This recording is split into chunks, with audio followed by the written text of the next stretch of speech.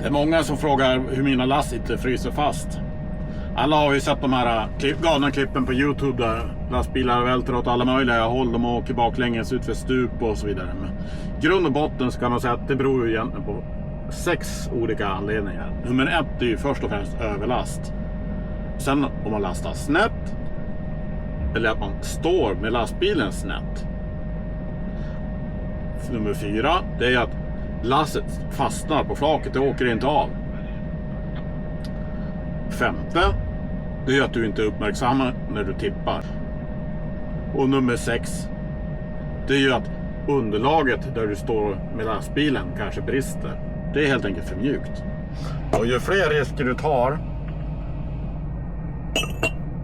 desto större blir ju risken att varför kommer in och saker och ting går.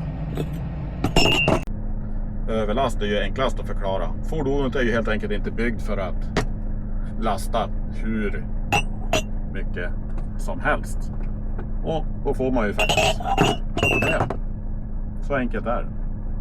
När ett fordon tillverkas har man ju bestämt hur mycket last ska det här fordonet bära. Överstiger man det, ja, då kan ju tråkiga saker hända. Det farligaste med överlast är att saker och ting helt enkelt går sönder. Jag har säkert sett tipptuber som lossnar från flak och åker in i hytter. En annan viktig sak, det är ju hur du parkerar. Speciellt om du kör en trailerdragare.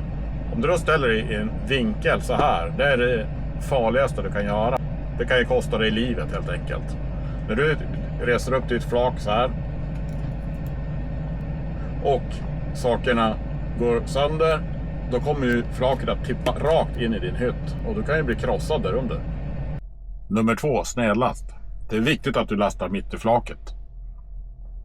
Det kan gå bra att ha det snett när du kör, men tipptuben sitter mitt på och när du börjar lyfta kommer allting börja luta åt det håll som materialet är. Det finns undantag. Jag har en 16-årig gammal vagn och den vill faktiskt ha lastet lite grann åt vänster för att den ska gå rakt. Så att man måste lära känna sin egen utrustning helt enkelt. Vad kan du göra åt det då? Lastar du själv kan du ju ta traktorn och så åker du bak och titta så att lastet ligger på mitten. Har du någon som lastar åt dig, då lär du dig ganska snabbt vilka förare som lägger lasset mitt på bilen och vilka som har lite problem att hitta av. Och är du skeptisk, då måste du helt enkelt gå ut och titta. Om du vet hur terrängen lutar kan du använda snedlast till din fördel. Nummer 3, det är att du helt enkelt står snett. Du backar helt enkelt in där du ska tippa, där marken lutar. Då står ju allting snett från början.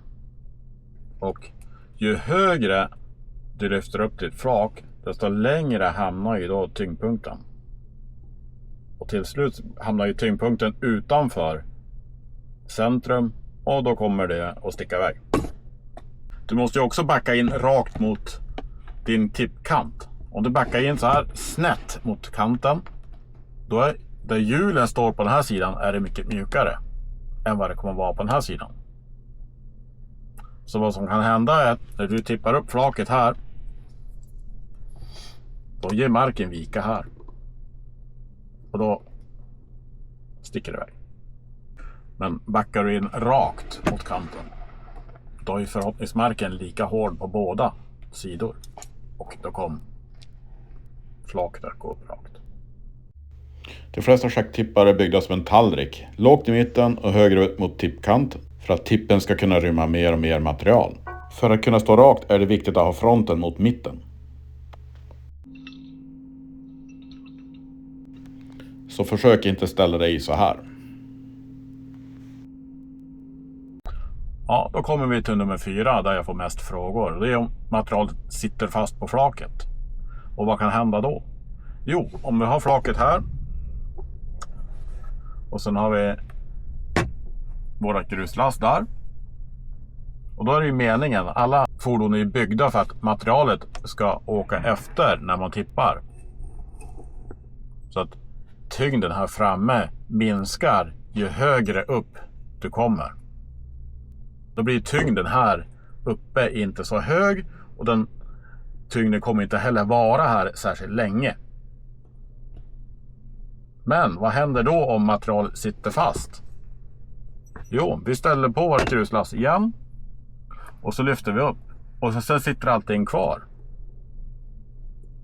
Jo, vi får en jättehög tyngdpunkt. Och vi får ett jättestort tryck här framme. På våran tub. Och vill här inte åka kvar, då är det väldigt svårt att släppa ner igen. För det går väldigt, väldigt snabbt när det ska ner igen. Men det finns ju en tyngdpunkt till att tänka på. Om lasset sitter fast här uppe så är det ju väldigt vingligt. Så här, i sidled.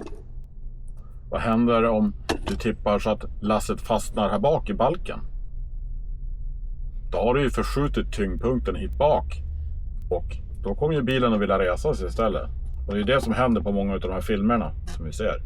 Att lastbilarna sticker iväg och tippar baklänges. Så det gäller att se upp vad det är för material du lastar. Ska du köra asfalt till exempel, du kanske ska köra stubbar, ris, jord med rötter och grejer i.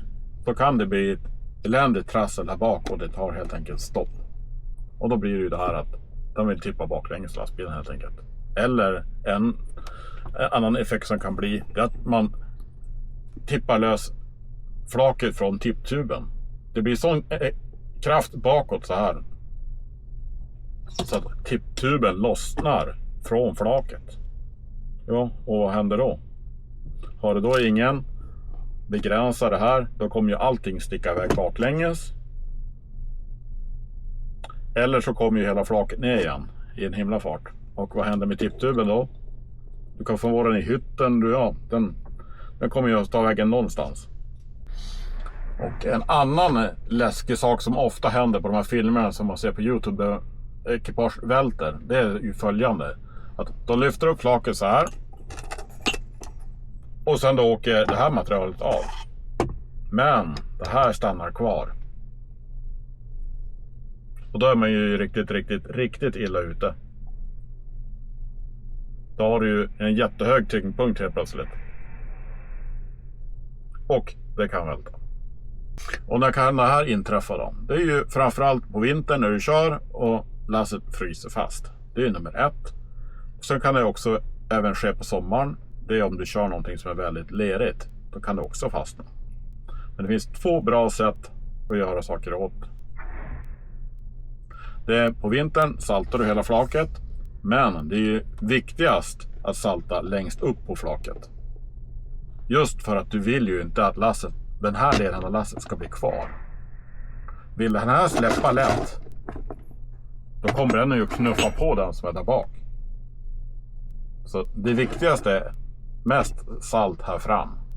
Och på sommaren är det exakt samma sak, men då kan man ha dit sand istället. Så här ser saltet som vi använder ut, det är stensalt. Det finns även påsar där som är gröna istället för röda. Och det löser upp sig mycket bättre i vatten. Och det brukar vi använda ifall vi vill blanda i en spruta och spruta en saltlösning på flaket. Fördelen med det är att man kan applicera salt även på sidorna av flaket.